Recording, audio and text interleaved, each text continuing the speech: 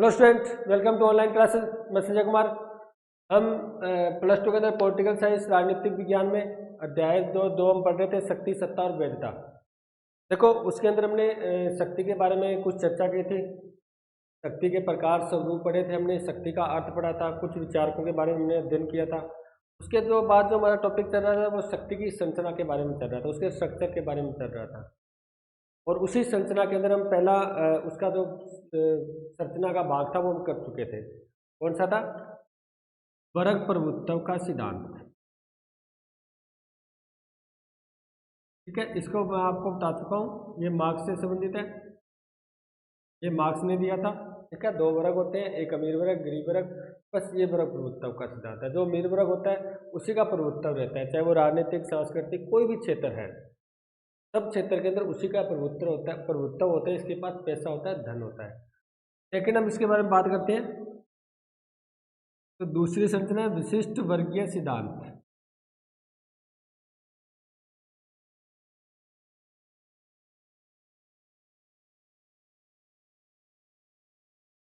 आगे क्या पढ़ते हैं? विशिष्ट वर्गीय सिद्धांत। देखो, ये भी दो वर्ग की बात करते हैं। विशिष्ट वर्गीय सिद्धांत वाले भी कहते हैं समाज के अंदर दो वर्ग पाए जाते हैं। देखो, इन्होंने भी कहा था दो वर्ग पाए जाते हैं, एक अमीर वर्ग जिसे इसने बुर्जुआ वर्ग कहा था, एक गरीब वर्ग जिसे इसने सरवारा वर्ग कहा था। इसी का विशिष्ट वर्गीय सिद्धांत वाले भी जो विचारक है वो ये कहते हैं कि समाज में दो वर्ग पाए जाते हैं। एक तो कौन सा वर्ग? विशिष्ट वर्ग, और एक पाया जाता है सामान्य वर्ग। ये बात आपको ध्यान रखनी है। वर्ग प्रभुत्व मार्क्स भी कहता है समाज में दो वर्ग होते हैं, और विशिष्ट वर्गीय सिद्धांत वाले भी कहते हैं समाज में दो वर्ग होते हैं। एक तो होता है विशिष्ट वर्ग, एक होता है सामान्य वर्ग। जो विशिष्ट वर्ग होता है ना, टोटल शक्ति इसके पास होती है। टोटल शक्ति किसके पास होती है? इसी के पास होती है, यानी ये शक्तिशाली होता है। लेकिन देखो, मार्क्स ने तो ये कहा था कि जो वर्ग का निर्माण होता है वो किसके आधार पर होता है? अर्थ के आधार पर होता है ना, धन के आधार पर। एक अमीर और एक गरीब है, यानी ये तो वर्ग प्रभुत्व का सिद्धांत सिर्फ धन के आधार पर, अर्थ के आधार पर देता है। लेकिन ये विशिष्ट वर्गीय सिद्धांत कहता है विशिष्ट वर्ग धन के आधार पर बन सकता है, यानी अन्य प्रकार भी हो सकते हैं। धन के आधार पर विशिष्ट वर्ग हो सकता है, नेतृत्व आधार पर विशिष्ट वर्ग हो सकता है, या कोई ज़्यादा जिसके अंदर व्यक्तित्व है उसके आधार पर भी विशिष्ट वर्ग हो सकता है। यानी किसी के आधार पर भी विशिष्ट वर्ग होता है। लेकिन शक्ति होती है वो टोटल इसके पास होती है। देखो, ये तो कहते हैं जो दो वर्ग बनते हैं ना उसका एक ही कारण है अर्थ, यानी धन, पैसा। लेकिन ये कहते हैं विशिष्ट वर्ग अन्य कारणों से भी बन सकता है, धन से भी बन सकता है, व्यक्तित्व से भी बन सकता है, या कोई नेतृत्व क्षमता होती है उसके द्वारा भी बनाया जा सकता है। ठीक है, तो ये जो विशिष्ट वर्ग होता है उसके पास होती है शक्ति, यानी शक्तिशाली होता है, और ये कमजोर होता है। और ये विशिष्ट वर्ग क्या करता है? इस कमजोर वर्ग पर शासन करता है।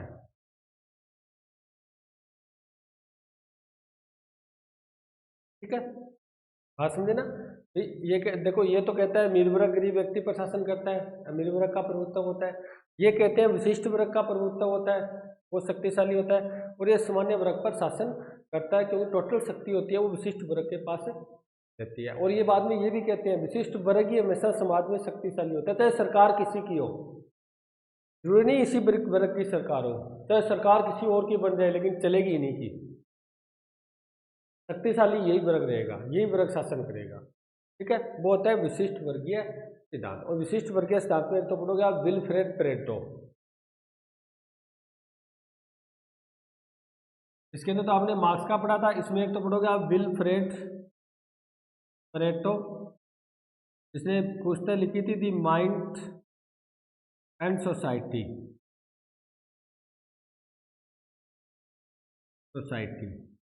दी माइंड एंड सोसाइटी लिखी थी, वो विल्फ्रेड पेरेटो ने लिखी थी, यानी विशिष्ट वर्गीय सिद्धांत से संबंधित था। एक है गितानो मोस्का, कौन है? गितानो मोस्का। इन्होंने एक बुक लिखी थी दी रूलिंग क्लास।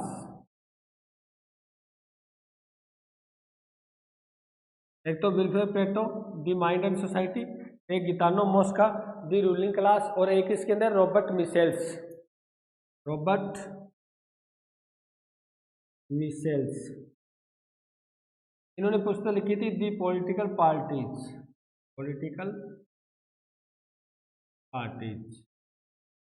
यानी ये 3 व्यक्ति थे जो विशिष्ट वर्गीय सिद्धांत से संबंधित थे।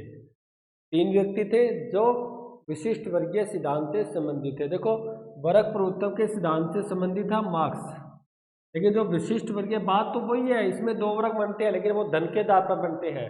लेकिन इसमें 2 वर्ग होते हैं, वो अलग प्रकार से भी हो सकते हैं, किसी भी प्रकार से विशिष्ट वर्ग हो सकता है वो, ठीक है। इसमें कहता है निर्वर्ग के पास शक्तियाँ रहती है, इसमें कहता है विशिष्ट वर्ग के पास प्रभुत्व रहता है, उसके पास शक्तियाँ रहती है, बात एक ही है। इसमें मार्क्स था इसके अंदर पढ़ोगे आप एक तो विल्फ्रेड प्लेटो, इसकी पुस्तक दी माइंड एंड सोसाइटी, इतानो Mosca the ruling class, Robert Michels political parties. इस बुक के अंदर उन्होंने विशिष्ट वर्गीय सिद्धांत को परिभाषित किया था। उसके बाद हम नेक्स्ट आगे सिद्धांत पढ़ते हैं। 2 सिद्धांत कंप्लीट हो गए ना, अब पढ़ते हैं हम तीसरा सिद्धांत।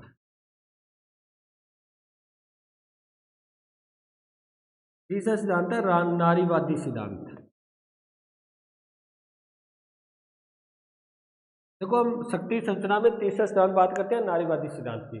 ये क्या कहते हैं? ये कहते हैं समाज में 2 वर्ग होते हैं। समाज में क्या होते हैं? 2 वर्ग। ये भी कहते हैं 2 वर्ग होते हैं और ये भी कहता है 2 वर्ग होते हैं, ठीक है। तो नारीवादी ये कहते हैं समाज में 2 वर्ग होते हैं, एक तो पुरुष वर्ग होता है और एक होती है महिला वर्ग। ये नारीवादी है, नारी यानी लिंग के आधार पर है। एक तो पुरुष वर्ग होता है, एक महिला वर्ग होती है। और ये कहते हैं जो पुरुष वर्ग होता है वो शक्तिशाली होता है। क्या होता है? शक्तिशाली होता है, ठीक है। और ये पुरुष वर्ग क्या करता है? महिला वर्ग पर शासन करता है। बात तो वही आ गई ना, ये कमजोर होता है, ये वर्ग कमजोर होता है, ये वर्ग शक्तिशाली होता है, पावरफुल होता है। ये नारीवादी कहते हैं, ठीक है। नारीवादी कहते हैं जो महिलाएं होती है उनका समाज के अंदर जो स्टेटस होता है वो कम होता है, नीचा होता है। उसके अंदर पुरुष ही ज़्यादा कार्य करता है, शासन करता है, ठीक है। तो बात समझिए, वर्ग प्रभुत्व 2 वर्ग, विशिष्ट वर्गीय सिद्धांत 2 वर्ग और नारीवादी सिद्धांत 2 वर्ग। ये तो कहता है निर्वर्ग के पास प्रभुत्व होता है, ये कहता है विशिष्ट वर्ग के पास प्रभुत्व होता है, शक्तियाँ होती है, और ये कहता है पुरुष वर्ग के पास शक्तियाँ होती है और वो महिला वर्ग पर क्या करता है? शासन करता है। अब आता है इसके बाद आपका चौथा वर्ग बहुलवादी सिद्धांत। क्या कर देता हूं मैं, बहुलवादी सिद्धांत। देखो, इसके अंदर नाम से स्पष्ट हो रहा है बहुलवादी। बहुल होता है एक से ज्यादा, बहुत, है ना। बहुल क्या होता है? बहुत, यानी एक से अधिक, एक से अधिक। अब आप ध्यान से देखो, इस वर्ग ने शक्ति सिर्फ एक ही वर्ग में मानी थी, अमीर वर्ग में। इसने भी शक्ति एक ही वर्ग मानी थी, विशिष्ट वर्ग में। फिर इसमें कहता है ये वर्ग शक्तिशाली होता है, ये कहता है ये वर्ग शक्तिशाली होता है। और नारीवादी सिद्धांत में भी एक ही वर्ग यानी पुरुष वर्ग में शक्तियां मानी है। इसका मतलब ये एकलवादी है, यानी एक की बात करते हैं। लेकिन बहुलवादी क्या कहते हैं? बहुलवादी एक की बात नहीं करते, बहुत की बात करते हैं। और ये कहते हैं जो शक्ति होती है, शक्ति वो एक वर्ग में स्थित नहीं होती, एक वर्ग में स्थित नहीं होती है, बल्कि शक्तियां समाज के सभी वर्गों में बंटी हुई होती है, सभी वर्गों में बंटी हुई। ये बात समझे नहीं होती भाई?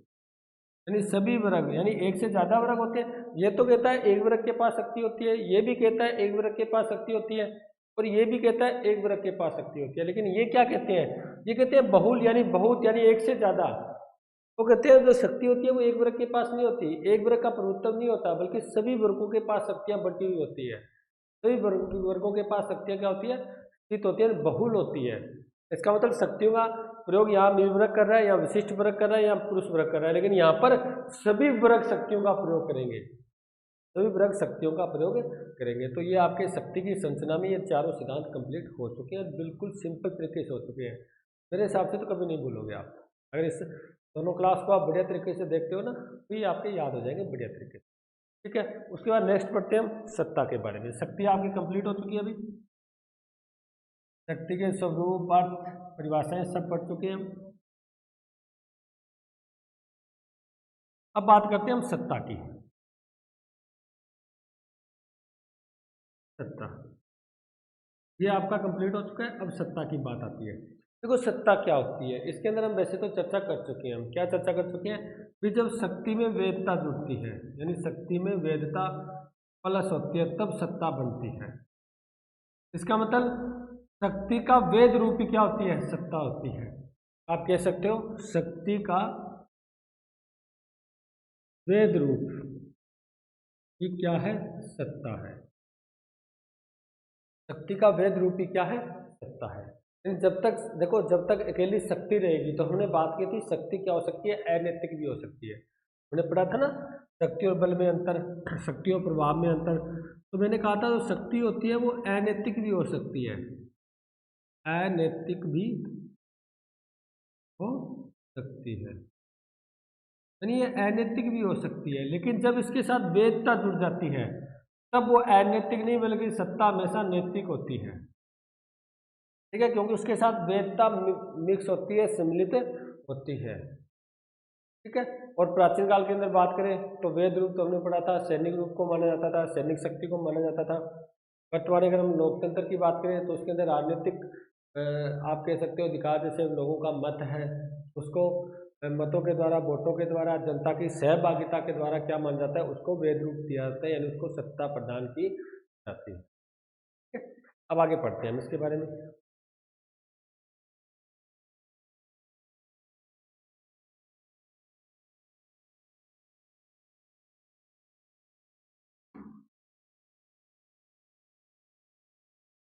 सत्ता पालन के आधार, देखो एक तो आपने पढ़ लिया ना, ये तो आपको अर्थ ही पढ़ना है आपको बस। शक्ति का वेद रूप, शक्ति का वेद रूप ही क्या है, सत्ता है। अब ये आता है भी सत्ता का हम पालन क्यों करते हैं, चलो हम बात करते हैं पहले ये पालन क्या होता है, इसकी चर्चा करते हैं।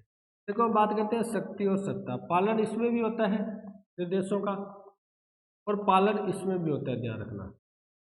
यानी हमें जो निर्देश देता है उसका पालन हम, शक्ति है तो भी उसका पालन करते हैं, सत्ता है तो भी उसका पालन करते हैं, लेकिन दोनों में अंतर क्या है। देखो शक्ति में जो पालन होता है वो बल के द्वारा होता है, यानी बल होता है, इसमें बल छिपा होता है, अनैतिक होता है, हमें मजबूरन क्या कह सकते हैं, मजबूरन इसके आदेश का पालन करना पड़ता है, मजबूरन इसके आदेश का पालन करना पड़ता है। अगर हम उसके आदेश का पालन नहीं करते तो वो हमें किसी न किसी प्रकार से नुकसान पहुंचा सकता है। जैसे हमसे कोई शक्तिशाली कोई व्यक्ति है और वो हमें कहता है ये काम तू कर, अगर हम नहीं करेंगे तो वो हमें पीट सकता है, मार सकता है, यानी हमारे शरीर को, हमारे जीवन को नुकसान पहुंचा सकता है। इसलिए ये जो कार्य पालन होता है वो मजबूरन होता है, मजबूरी में होता है, हम करना पसंद नहीं करते, लेकिन शक्ति के आगे हम झुक जाते हैं और हमें वो कार्य करना पड़ता है। लेकिन जो सत्ता का पालन होता है वो मजबूरन नहीं बल्कि इच्छा के द्वारा होता है। किसके द्वारा होता है, इच्छा के द्वारा होता है, बात समझे ना। यानी इसका जो सत्ता का जो पालन होता है वो किसके द्वारा होता है, इच्छा के द्वारा होता है। इच्छा ही इसका पालन का मतलब एक आधार होता है, बेस होता है, बात समझे ना। कि हम देखो कोई कानून की पालना क्यों कर रहे हैं, हम क्यों कर रहे हैं, हमें कहते हैं आप जब भी सड़क पर चलो तो आप जैसे मान लो सीट बेल्ट का यूज करो, ठीक है, बाइक चलाते वक्त आप हेलमेट का यूज करो, ये नियम है, ये सिद्धांत है। इसका पालन क्यों करते हैं, क्योंकि इससे हमारी खुद की तो सुरक्षा होती है। कोई बाई चांस कोई एक्सीडेंट हो जाए या कुछ अन्य कारण घटनाएं हो जाए तो हम उसका, हमारा जीवन बच सकता है, हमें कम चोट आती है इससे, ठीक है, हम बच सकते हैं। अगर हम इसका उपयोग नहीं करते तो हम यानी अपने जीवन तक को खो देते हैं। तो कहने का मतलब इसकी पालना हम इसीलिए करते हैं क्योंकि वो हमारे लिए है, इसलिए हम उसको इच्छा, अपनी इच्छा से उसकी पालना करते हैं। हमें कोई मजबूरन, हमें कोई मतलब दबाव से वो पालन नहीं करवाता, ये अपनी इच्छा से हम उस कानूनों को क्या करते हैं, उसकी पालना करते हैं। लेकिन यहाँ पर होती है हमारी मजबूरी और यहाँ पर होती है हमारी, अब हम ये इच्छा, सत्ता का पालन के आधार पर हम इच्छा क्यों रखते हैं ऐसी, ये अपनी इच्छा से हम उसका पालन क्यों करते हैं, पालन क्यों करते हैं, उसके आधार की बात कर रहे हैं हम। तो पालन में आधार का पहला होता है विश्वास। देखो शक्ति में विश्वास नहीं होता, इसी कारण मजबूरी है, लेकिन इसके अंदर सत्ता में हम क्या करते हैं, विश्वास रखते हैं। आज नरेंद्र मोदी जी कोई भी कानून बना रहे हैं, कोई भी निर्णय डिसीजन ले रहे हैं, तो हमें उन पर विश्वास है कि वो हमारे लिए कर रहे हैं सब कुछ। कोई सरकार कोई काम कर रहा है तो हमें विश्वास होती है, कोई हमारे राजस्थान में कोई सरकार काम कर रही है तो विश्वास होता है वो हमारे जनता के लिए नहीं, हमारे लिए कर रहा है। इसी विश्वास पर हम उनके निर्देशों की क्या करते हैं, पालना करते हैं। तो इसके साथ हमारा क्या जुड़ा होता है, विश्वास जुड़ा होता है, हमारे मत जुड़े हुए होते हैं। क्योंकि सत्ता के अंदर किसने पहुंचाया, हमने तो पहुंचाया वोट देकर, तो उसका मतलब हमने उसके साथ अपना विश्वास जोड़ रखा है और इसी विश्वास पर भी वो हमारे लिए कर रहा है, हमारे जनता के कल्याण के लिए कर रहा है। इसी विश्वास पर हम क्या करते हैं, उनके निर्देशों की पालना करते हैं। ठीक है, तो पहला तो हो गया विश्वास। दूसरी बात करें हम, ये लिख देते हैं चलो। दूसरा होता है एक रूपता। देखो सत्ता एक रूपता होती है, एक रूपता इसका मतलब एक जैसी होती है। हम बात करें जैसे मान लो कुछ विचारधाराएं थी, विचारधाराएं जैसे समाजवादी, पूंजीवादी, इनमें एक रूपता पाई जाती है। पूंजीवादी विचारधाराओं में सब में एक रूपता, कोई भी देश पूंजीवादी है सब में विचारधाराओं की एक रूपता है। समाजवादी है सर, जितने देश समाजवादी है उन सभी में विचारों में एक रूपता पाई जाती है। अगर हम कानून की भी बात ले सकते हैं, आप एग्जाम्पल ये भी ले सकते हैं, जैसे कानून की अपनी इच्छा से हम पालना क्यों करते हैं, क्योंकि हमें पता है कानून एक रूपता है। जो कानून मेरे पर लागू होता है वो आप पर भी लागू होता है, अमीर पर भी लागू होता है, गरीब पर भी लागू होता है, तभी हम उस पर विश्वास करते हैं। ऐसा नहीं हमें तो उस पर कानून लागू हो गया अमीरों को छूट दे रखी है, ऐसा कुछ भी नहीं है। ठीक है, इसी एक रूपता के, अगर वो भेदभावपूर्ण होता तो हम उस पर विश्वास नहीं करते। और इसी एक रूपता है कानून, क्योंकि पूरे देश में एक ही रूप है उसका, इसी कारण हम उसकी क्या करते हैं, उसके निर्देशों की, उस कानूनों की पालना करते हैं। ठीक है, अगर हम नेक्स्ट बात करें इससे संबंधित, यहाँ लिख देता हूं मैं, सत्ता पालन के आधार में पहला विश्वास हो गया, दूसरा एकरूपता हो गया, तीसरा आता है लोकहित। देखो हम सत्ता की पालना इसीलिए करते हैं क्योंकि हमें पता है सत्ता जो काम करती है वो लोगों के हित के लिए करती है, लोगों के कल्याण के लिए करती है।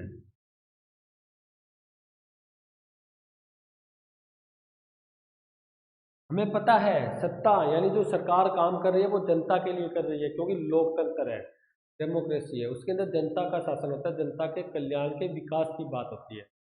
इसी कारण हमें विश्वास होता है भी वो सरकार जो काम कर रही है वो जनता के लिए कर रही है, कानून बना रही है वो जनता के लिए बना रही है, जनता के विकास के लिए बनाया जा रहा है, लोगों के कल्याण के लिए बनाए जा रहे हैं। इसी कारण हम उन कानून पर क्या करते हैं, विश्वास करते हैं, उनकी पालना करते हैं। बात समझे ना, कि हमें इन पर यह विश्वास होता है भी ये लोकहित का साधन है। सत्ता होती है वो किसका साधन होती है, लोकहित का। अगर कोई थाना बनाया जा रहा है या कोई अन्य कोई हम पर कोई कानून बनाया जा रहा है, कोई नियम निर्देश निकाले जा रहे हैं, तो वो किस लिए निकाले जा रहे हैं, जनता के लिए तो निकाले जा रहे हैं, क्योंकि जनता की सरकार है वहाँ पर, जनता के विकास की बात होती है, जनता के कल्याण की बात होती है। इसी कारण हम क्या करते हैं, उन पर विश्वास करते हैं और उनके निर्देशों की पालना करते हैं। और चौथा आप पढ़ोगे दबाव। देखो क्या होता है, बहुत से लोग होते हैं जो विश्वास के आधार पर सत्ता की पालना करते हैं, कुछ एकरूपता का आधार सत्ता की पालना में लेते हैं, कुछ लोकहित को लेते हैं, लेकिन कुछ व्यक्ति ऐसे होते हैं ढीठ होते हैं जो जल्दी सी बात मानते नहीं है।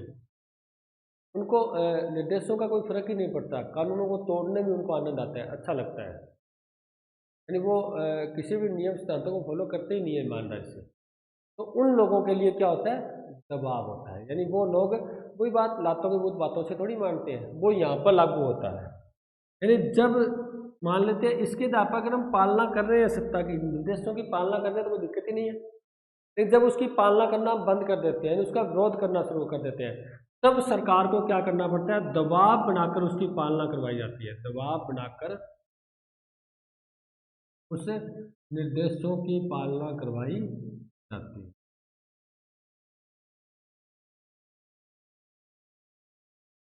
क्यों, क्योंकि वो दबाव की भाषा समझते हैं, अन्य भाषा वो व्यक्ति समझते ही नहीं है।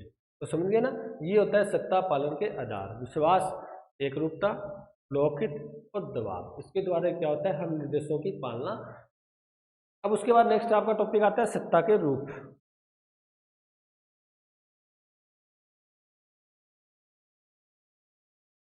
इसकी बात करेंगे हम, सत्ता के रूप की बात करेंगे। और सत्ता के रूप में आप एक विचारक पढ़ोगे, मैक्स वेबर। क्या पढ़ोगे? Max weber. इसने सत्ता के रूप के 3 प्रकार बताए हैं। अभी बहुत ही इंपॉर्टेंट पर्सन आपका, बहुत ही महत्वपूर्ण पर्सन, ध्यान रखना, अति महत्वपूर्ण पर्सन, पक्का आता है एग्जाम के अंदर। इस सत्ता के रूप, यानी सत्ता के रूप मैक्स वेबर ने कितने बताए? 3 बताए हैं। कितने बताए? 3 बताए हैं। उन तीनों की हम क्या कर लेते हैं? चर्चा कर लेते हैं इकट्ठा लिखकर। पहली है परंपरागत सत्ता, दूसरी इसके अंदर आती है आपकी कानूनी सत्ता, ठीक है, और तीसरा इसके अंदर आपका आता है, इसको हम तीसरे नंबर पर लेते हैं। दूसरे नंबर आएगा आपका कृष्णमयी सत्ता, कृष्णमयी, और तो तीसरे नंबर ले लेते हैं हम कानूनी सत्ता, ठीक है, या विधि की सत्ता। अब इन तीनों की हम चर्चा कर लेते हैं बढ़िया तरीके से। तो सबसे पहले बात करते हैं परंपरागत सत्ता की। तो ये 3 प्रकार किसने बताए हैं? मैक्स वेबर ने। किसने बताए हैं? मैक्स वेबर ने सत्ता के 3 प्रकार बताए हैं। तो पहला वो कहता है परंपरागत सत्ता, यानी कुछ सत्ताएं ऐसी होती है जो प्राचीन काल से चली आ रही है और उसके आधार पर वो सत्ता में प्राप्त हो जाती है। कुछ सत्ताएं ऐसी होती है जो परंपरागत रीति रिवाजों से चली आ रही है। इसके लिए मैं एक एग्जांपल देते हैं। जैसे हमें हमारे जो रीति रिवाज चला रहा है वो होता है भी जो परिवार के अंदर मुखिया होता है वो हमेशा पुरुष होता है। परिवार के अंदर जो मुखिया होता है वो हमेशा कौन होता है? पुरुष होता है। ये तो प्राचीन काल से चली आ रही है। अब चाहे उसमें गुण हो या न हो, यानी इसमें गुण नहीं देखा जाता, ध्यान रखना, इसमें गुण नहीं देखा जाता, सिर्फ प्राचीन काल से चली आ रही है रीति रिवाज, उसी को आगे से आगे क्या रखा है? चलाया जा रहा है। जैसे हम बात कर देते हैं राजा का बेटा राजा बनता है, चाहे उसमें गुण हो या न हो, लेकिन वो राजा का बेटा है, राजा बन जाता है। ये तो प्राचीन काल से चली आ रही है। अब तो चलो लोकतंत्र जैसे राजतंत्र था तो राजा का बेटे ही अनुवांशिकता के आधार पर राजा बनता था, लेकिन उसमें गुण चाहे बिल्कुल ही ना हो, बिल्कुल ही बेकार हो, लेकिन फिर भी उसको राजा बना दिया जाता था, क्योंकि ये परंपरागत सत्ता है। ये परंपरागत सत्ता है, यानी उसको फिक्स, उसके बाद उसको प्राप्त हो जाती है, रीति रिवाज है। जैसे पितर सत्ता की बात करते हैं हम, जैसे आपको भी एग्जाम्पल दिया मैंने। हमारा जो सबसे बड़ा बुजुर्ग होता है, जो सबसे ज़्यादा उम्र का होता है, जो पुरुष होता है, उसको ही मुखिया बना दिया जाता है, चाहे उसमें गुण हो या न हो, सिर्फ मुखिया वही रहता है, क्योंकि हमारी ये रीति रिवाज चली आ रही है। वो होती है परंपरागत सत्ता। क्या होती है? परंपरागत, जो हमारे प्राचीन काल से या रीति रिवाज के अनुसार जो हमें सत्ता प्राप्त होती है, उसके अंदर गुण को नहीं देखा जाता। उस व्यक्ति में गुण है या नहीं उसका कोई मैटर नहीं है, सिर्फ प्राचीन काल से रीति रिवाज चला रहा है, बस इसके अकॉर्डिंग उसको सत्ता प्राप्त हो जाती है, ठीक है। नेक्स्ट बात करें हम कृष्णमयी सत्ता की। किसकी बात करते हैं? कृष्णमयी सत्ता। देखो इसमें कृष्णमयी क्या होता है? इसके अंदर उस व्यक्ति का व्यक्तित्व होता है, यानी कुछ लोगों का व्यक्तित्व भी बहुत कृष्णमय युक्त होता है। उसको अगर मान लो कोई बात वो बोल देता है ना, तो उसकी बात हम झट से मान लेते हैं। मैंने आपको एग्जांपल दिया था ना भी, चाहे कितना ही कमजोर व्यक्ति हो, यदि उसका व्यक्तित्व उच्च है तो वो जब भी कोई बात कहता है समाज में, तो चाहे उससे बड़े वाले व्यक्ति होते हैं ना, वही उनकी बात मान लेते हैं, तो उसका व्यक्तित्व अच्छा होता है। जैसे होता है ना, शिक्षित लोग होते हैं गाँव के अंदर, कोई या टीचर होता है, अब वो टीचर अध्यापक अगर कोई बात बोलता है ना, तो सभी लोग उसकी बात मान लेते हैं, ये कहते हैं हाँ भाई ये अध्यापक है, इसको ज़्यादा पता है। तो उसका व्यक्तित्व क्या होता है? उच्च होता है, अधिक मतलब विस्तृत होता है, बड़ा होता है, उच्च व्यक्तित्व वाला होता है।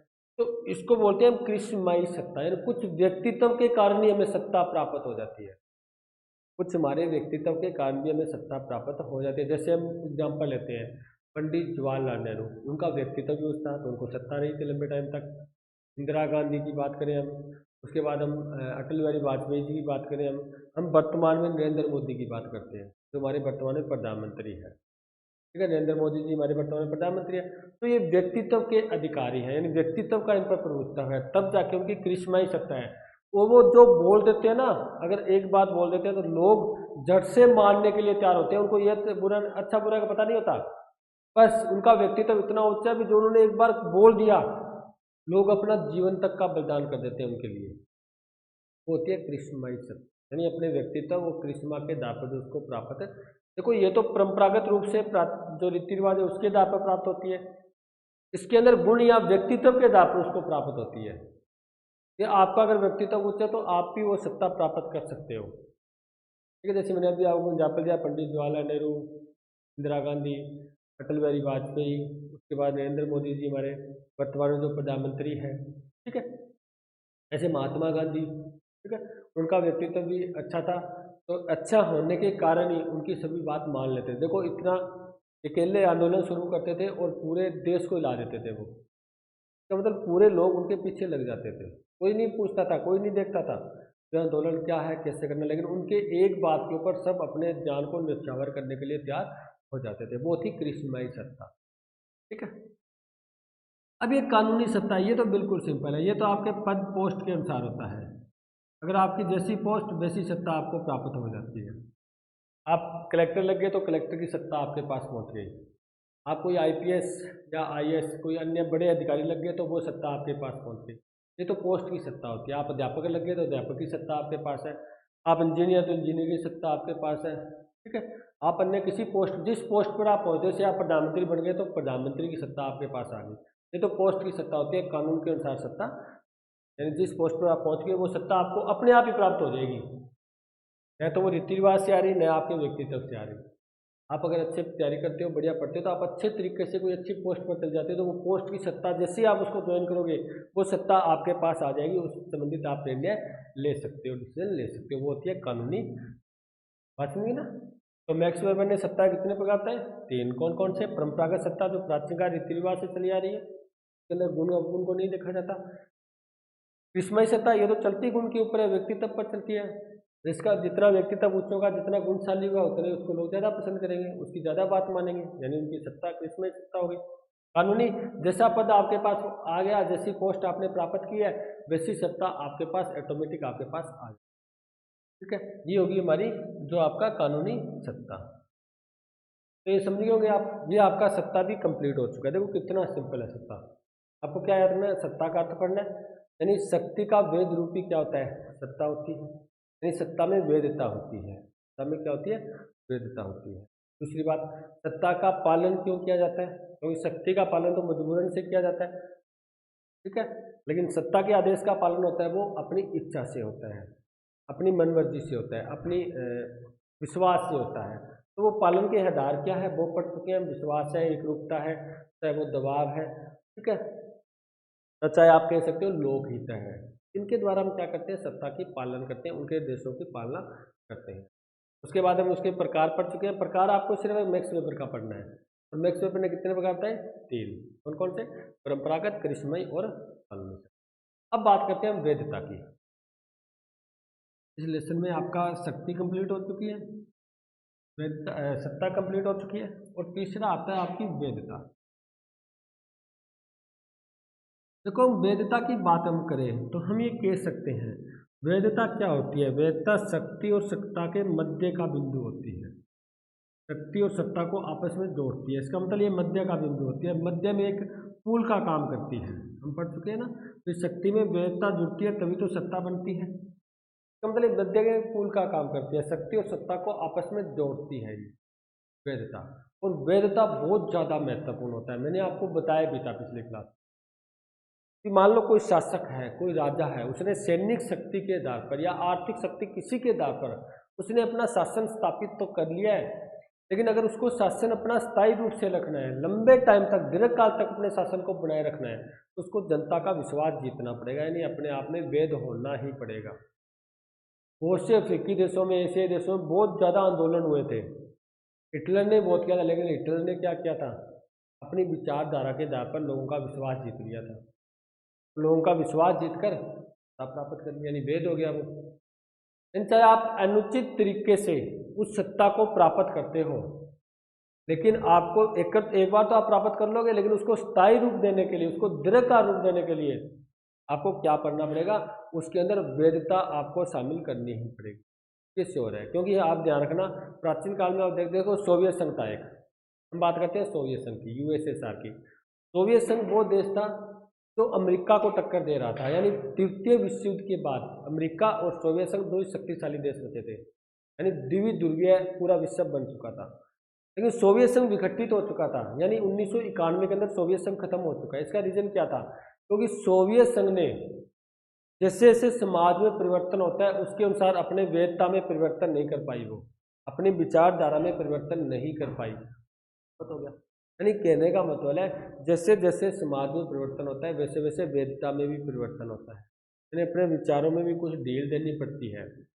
लेकिन सोवियत संघ नहीं बदल पाया विचार, तो 1991 में नष्ट हो गया और अमेरिका अभी तक बना हुआ है। देखो, एक पूरे विश्व का एक छत्र राज चला रहा है वो। इसका मतलब वो विचारों के अकॉर्डिंग अपने समाज में परिवर्तन के अनुसार, विश्व में परिवर्तन के अनुसार अपने विचारधारा को बदलता रहा। इसका मतलब जैसे कुछ देश ऐसे थे जो राजतंत्र से लोकतंत्र में हुए थे, क्योंकि पहले ज़्यादा राष्ट्रात्मक प्रणाली थी, अब लोकतांत्रिक प्रणाली है। तो कुछ देशों ने तो आसानी से राजतंत्र को लोकतंत्र में कन्वर्ट कर लिया, तो उनकी सत्ता तो बनी रही, क्योंकि पहले वेद राजतंत्र था, अब लोकतंत्र आ गया तो अब लोकतंत्र वेद हो गया। तो उसने राजतंत्र से लोकतंत्र में आ गए। इसका मतलब वो राज्य में कोई संघर्ष नहीं हुआ, कोई विद्रोह नहीं हुआ, कोई क्रांति नहीं हुई, बल्कि उनकी वेदता बनी रही, सत्ता बनी रही। लेकिन कुछ राज्यों ने इस परिवर्तन को आसानी से स्वीकार नहीं किया, लोकतंत्र में आसानी से प्रवेश नहीं किया। ऐसी स्थिति में फिर क्या हुआ? फिर वहाँ पर आंदोलन हुए, विद्रोह हुई, क्रांतियाँ हुई। जैसे अमेरिका की क्रांति की बात करते हैं, फ्रांस की क्रांति की बात करते हैं, ऐसी क्रांतियों के द्वारा फिर वहाँ पर बहुत ज़्यादा लंबा हलचल हुआ था, ठीक है, बहुत ज़्यादा परिवर्तन हुआ था। इसी कारण ग्रीन ने क्या कहा था? इच्छा न कि बल राज्य का आधार है। देखो मैं ग्रीन की परिभाषा लिखता हूँ, इच्छा न कि बल राज्य का आधार है। यानी राज्य का आधार बल नहीं है, बल्कि क्या है? इच्छा है।